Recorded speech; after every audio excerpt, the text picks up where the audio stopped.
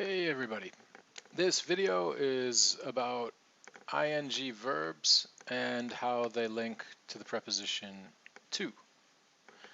Now, to in American English is rarely said to. In other words, we rarely say this oo vowel here. Rather, we use this vowel, which is called the schwa. It's a phonetic symbol. And the sound of the schwa is very weak, very short. It's right? Generally, in conversation, when to is in the middle of a sentence, we say t, t, t. Now, just a quick side note, with other function words where we reduce the vowel sound, I've told you in other videos that we can use either the schwa or the short I sound, which is it, also short and soft. In the case of to, since the vowel is the last sound in the word, we cannot use the short I. Just to give you a sense of how it would sound, t, t, t. So if I were to stick it in this this sentence here, I'm trying to study. I'm trying to study for a test. Rather, what we want is the schwa. I'm trying to study for a test. I'm trying to I'm trying to study for a test. So they can be similar when they're said fast, but yeah, in this case, the schwa is a much better vowel as the reduction vowel. So with to, we're always reducing to t. And that's usually how we say it in American English. So here we have trying to. So again, we're going to use the schwa here. And so this is actually one of the ways that we can say this word pair, trying to, right? So I'm trying to study for a test. I'm trying to study for a test. But the other way, which is probably a bit more common when we're kind of just speaking fast and casual, is not to say the T, and rather than saying this ng sound, which the ng combination represents, we're going to say the n sound, n, right? So then we have trying, like that, trying. Okay. One other way that we might do this is to use a D. Okay, so we end trying on the N, trying, and then the D here is a softer D. So it sounds like this, trying to. So even though I call this a softer D sound, it's not the same as the soft D that I describe and explain in my soft D video on this same YouTube channel. That D is used more for bouncing in between vowels. This one is the normal true D, like harder D tongue position, but we're just going to try to pronounce it softer rather than harder. So let's take a look at that position real quick. Right here, this is the D tongue position.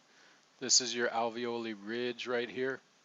And so the tip of the tongue sort of strikes d, d, d, right on that ridge that you feel. This is also the same tongue position for the N, just with an N, you're connecting your vocal cords when you're contacting n, d, n, d, n.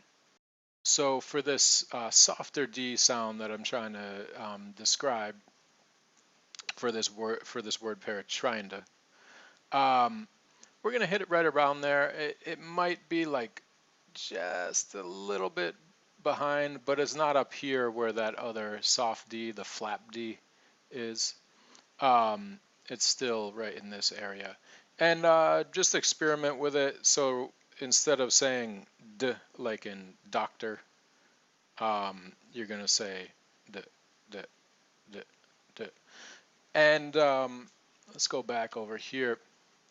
So it can either be this softer D sound or it can be the N, right? Again, this is China. Or you might find that it'll be something in between this soft D and the N. They're kind of similar sounds when you're moving fast, right? So again, this is China, and here is China. So a little bit of a difference, but not much. So you can experiment with both of those. And again, this is probably a little bit more common than this style. So let's go ahead and plug that into this sentence. Okay, so I'm trying to study for a test. I'm trying to study for a test. So let's go ahead and check out this next example. I keep having to change my schedule around. Okay, so we can say it that way, but let's try the other way because this is probably the way that you're not as familiar with. Having a. Okay, so we got, I keep having to change my schedule around. I keep having to change my schedule around. Right, and if we try that D there, I keep having to change my schedule around. I keep having to change my schedule around. Here we have, I've been wanting to do that. So change that around. We're using the schwa. Now in this one, the T after the N, we're not going to say that in that word. So instead of wantin, we're going to say wanin, wanina, wanina, wanina, wanina. I've been wanting to do that for a long time now. I've been wanting to do that for a long time. And one more example here. I'm just walking to the store. Okay. So same thing here. Walkina, walkina. I'm just walking to the store. Right. So if your friend calls you on your cell phone and they say, "Hey, what are you up to?" Which means like, "What are you doing right now?" Then you might say, nothing much. I'm just walking to the store. So I'll repeat that. And nothing much. I'm just walking to the store. I'm just walking to the store.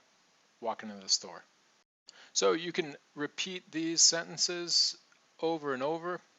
And you can also think of other verbs, put them in the continuous ing form, and pair them up with this preposition to. And then, put them in sentences, right? And just repeat those sentences a number of times over. And eventually you'll be able to implement that into your actual conversation skills. And that'll really enhance your accent and make you sound more native like a North American speaker. It helps if you subscribe and like on my YouTube page, but also feel free to check out my Gumroad page, gumroad.com/American Accent 1. I have a 90-minute video course which explores the grammar of the American accent, just like I do on the YouTube page, but it goes more in depth and it really hits on the essential rules of the accent. So I would say it's a bit more comprehensive, and I also give you a self-practice exercise which you can use to practice what you learn in the online course on a daily basis. It's a really useful mechanism for practicing what you learn about the accent. And you can use it for the rest of your life so that you can just keep refining and refining your accent until it gets to a point of personal satisfaction. So again, yeah, that's gumroad.com/American Accent 1. Thanks, guys. Have a great day.